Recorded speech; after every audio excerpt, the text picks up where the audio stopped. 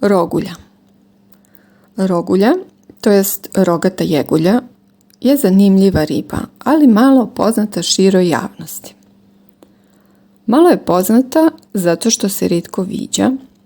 Ona naime živi na samom dnu reke, a na dnu živi zato što su joj rogovi teški pa je vuku naniže. Rogata jegulja, to jest rogulja, nadasve je cenjena među ribama jer njeni rogovi uteruju strah u kosti svim ribljim neprijateljima, uključujući tu i ribare. Zaista, retki su oni koji se usuđuju da krenu u lov na rogulju. No, ta šačica odabranih ima dvostruko zadovoljstvo kad je upeca. Prvo zadovoljstvo je to što besplatno dolaze do izvanrednih rogova koji se mogu upotrijebiti za elegantne čiviluke.